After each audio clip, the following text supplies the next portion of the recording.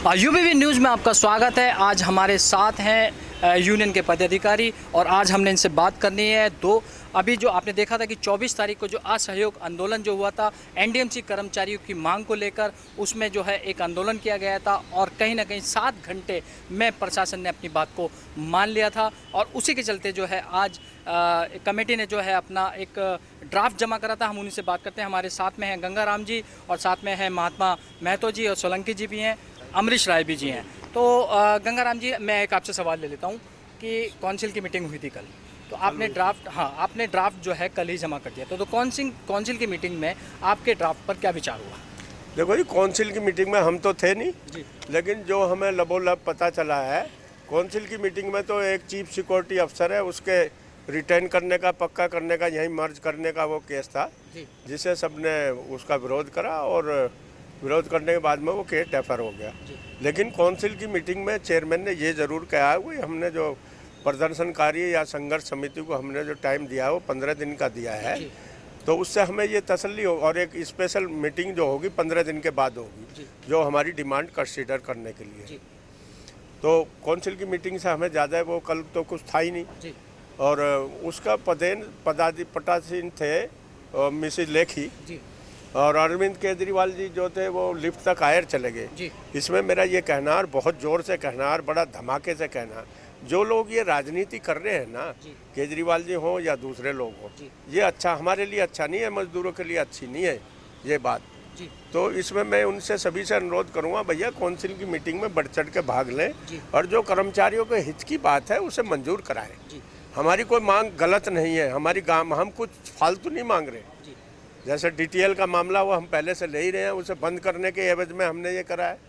और आरएमआर का जो है, एक सवाल लेता हूँ, आपने जो ड्राफ्ट आपने जो जमा किया है वो ड्राफ्ट क्या है? मतलब क्या जमा किया है आपने? उसमें डिटेल पेज क्या है? ड्राफ्ट हमने ये करा है, इन्होंने जो 6/4/16 को एमएचए से वो अप्रूव कराया था, जिसका नोटिफिकेशन हुआ था, उस ड्राफ्ट में हमें कुछ कमी नज़र आई जो हमने अपनी मीटिंग में कहा था कि हमें विश्वास नहीं है दूसरे के ड्राफ्ट में, हमारे से ड्राफ्ट होना चाहिए, हमें पता होना चाहिए क्या है। तो उसमें एक चीज़ थी, उसके विरोध हमने करा।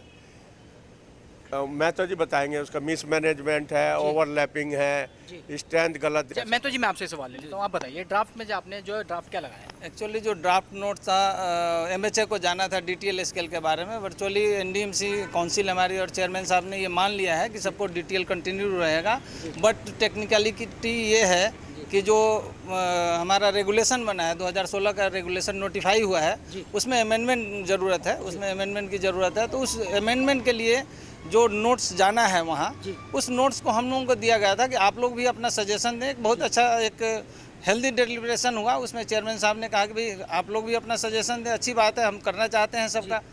हम लोगों ने उस पर अपना सजेशन दिया, बहुत सारा उसमें डाटा जो दिया गया था, दिखाया गया था, एम्प्लॉइयों के स्ट्रेंथ के बारे में, एम्प्लॉइयों के स्केल के बारे में, और ये दिखाया गया था कि इस्टेब्लिशमेंट पे जो एक्सपेंडिचर है 62% है और जो कि अभी आने वाले फ्यूचर में 80% हो जाएगा। हमने उसका काट दिया उनको, उनके बजट बुक से ही दिखाया कि आपका इस्टेब्लिशमेंट पे जो खर्चा है ये आप गलत फिगर दिखा रहे हैं, ये मैक्सिमम 42% है, 29 से 32% है, जो एस्केलेट होकर 42% तक चला जाएगा, इससे ज़्यादा नहीं है। जो आप 80% दिखा रहे हैं, 62% दिखा रहे हैं, वो गलत है।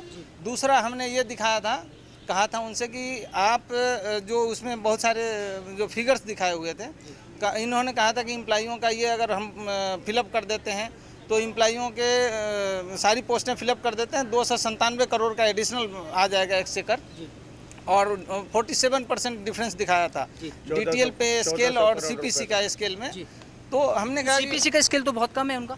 नहीं, बहुत कम है, बट इतना डिफरेंस भी नहीं है आज की डेट में। जो 47% का डिफरेंस ये दिखा रहे हैं, इंक्लूडिंग एरियर उस चीज़ को कैलकुलेट किए थे, तो हमने बताया कि ये जो डिफरेंस है आज की डेट में 12 से 15% के बीच में है, ज़्यादा डिफरेंस नहीं है।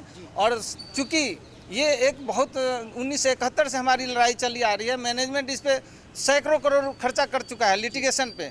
अगर इन वन गो अगर एम्प्लॉइयों को दे देता है तो इसमें बहुत बड़ी चीज़ नहीं है, और मेरे ख्याल से अपने पास फंड की कमी नहीं है।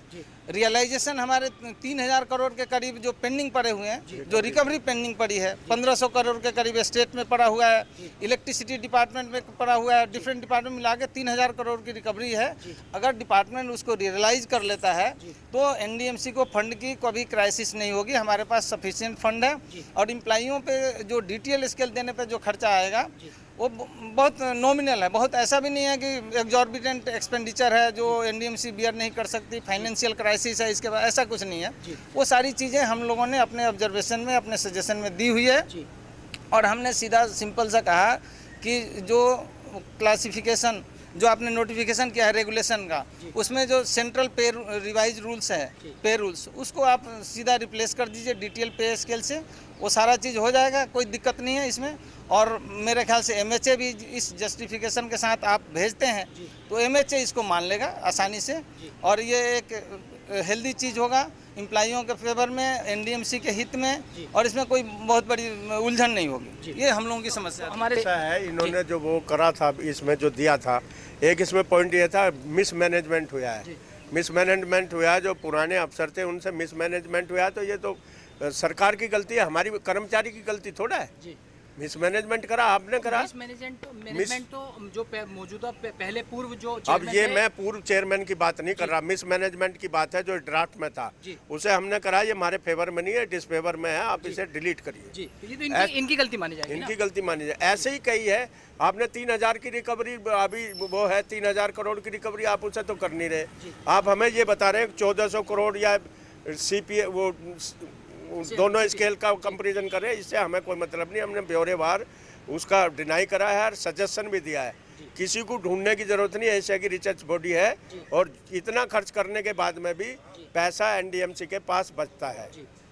तो एस के सोलंकी जी हमारे साथ हैं सर, डीटीएल की समस्या को लेकर आपसे बात करें। सर, अभी आपने देखा कि अभी महतो जी ने, गंगाराम जी ने आपको बताया सारा खुल के। सबसे पहले तो आपके चैनल द्वारा मैं सभी कर्मचारियों का एनडीएमसी के जो इन्होंने से असहयोग आंदोलन में भाग लिया और अच्छी तरह से कार्रवाई हुई, और जो भी डिमांडें हैं हम आप इन मजदूरों की हितैषी जितने भी थे मजदूरों की तरफ से, वो सारे काम के लिए हमने जो काउंसिल मीटिंग में कहा तो वो होएगी। अभी महतो जी ने बताया अभी खर्च कैसे होएगा, कहाँ से आएगा, क्योंकि हमारे पास भी इनके पास सब रिकॉर्ड था जो हमने कल सौंप दिया है। मैं यही कहना चाहूँगा आपके चैनल द्वारा कि सभी कर्मचारी जैसे संघर्ष समिति में मिलकर काम करें, आगे भी ऐसे काम। अमरीश राय जी हैं मेरे साथ, मैं राय ले लेता हूँ। अमरीश राय जी, ड्राफ्ट दे दिया है आपने, तो मैं आपकी राय चाहूँगा।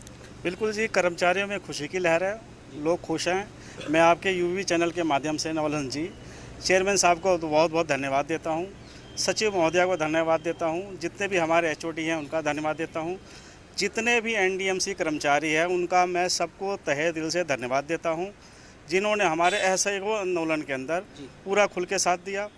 मैं विशेषकर हेल्थ डिपार्टमेंट का भी बहुत आभारी हूँ, विद्युत विभाग का भी आभारी हूँ, उद्यान विभाग का भी आभारी हूँ, सिविल विभाग का भी आभारी हूँ, और सबसे बड़ा आपका बहुत आभारी हूँ कि यूवी के आपके चैनल के माध्यम से आपने हमारी बात प्रशासक महोदय तक और जन जन तक पहुँचाया, उसके लिए आपका भी बहुत बहुत धन्यवाद, और कर्मचारियों के का भी बहुत बहुत धन्यवाद। मैं गंगाराम जी एक सवाल ले लेता हूँ आपसे कि आरएमआर को लेकर मिनट्स भी आपको दिए गए थे। देखो भैया, 14 दिन का 14 मेरे सवाल ले लेता हूँ, 14 दिन का उनका समय दिया गया था, तो मैं उस पर एक सवाल लेना चाहता हूँ कि उस पर आपकी क्या बात चली। देखो, आरएमआर के मसले से पहले मैं एक बात और कह दूं, तरह तरह के लोग भिन्न भिन्न प्रकार की बातें कर रहे हैं, व्हाट्सएप पे वो कर रहे हैं जिनका कोई लेना देना नहीं इस मसले से, इस स्ट्राइक से कोई लेना देना नहीं है। कुछ लोगों ने इसमें अव्यवस्था फैलाने की भी बात करी है। हम तो प्रशासन से मांग करते हैं जिन्होंने अव्यवस्था फैलाई है, कूड़ा उड़ा फैलाया है, उसके संज्ञान ले उनके खिलाफ। और दूसरी बात यह है, जो सहयोग लोगों ने दिया है वो अति उत्साहित सहयोग था, 100% से भी ज़्यादा था, जिसकी आशंका हमने भी नहीं करी थी, जिसकी उम्मीद हमें भी नहीं थी, और इतनी जल्दी हो जाएगा ये हमें भी नहीं। ये कहा जा सकता है कि एनडीएमसी के इतिहास में ये पहला प्रदर्शन आंदोलन ऐसा है जो सबसे जल्दी उस पर फैसला आया गया है। नहीं, आंदोलन तो बहुत हुए, पर इतना तत्पर और इतना बहुत जल्दी फैसला होगा ये हमने कभी सोचा भी नहीं था। हमने तो ये था कि 2 दिन तक यहाँ हड मास पुतले की तरह से वो करते रहेंगे, तीसरे दिन मोमबत्ती जलाएंगे वहाँ उस पर, फिर 29 तारीख को 28 तारीख को वो काउंसिल की मीटिंग है, 29 को एक बड़ा प्रदर्शन करेंगे, पर ये तो पहले ही उससे पहले हो गए।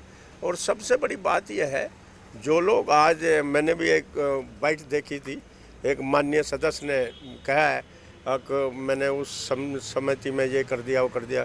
मैं ये कहता हूँ मेरा सौभाग्य है अगर हमारा कोई मजदूर नेता इस कमेटी में सब कमेटी का चेयरमैन बनता है और अच्छी बात करता है।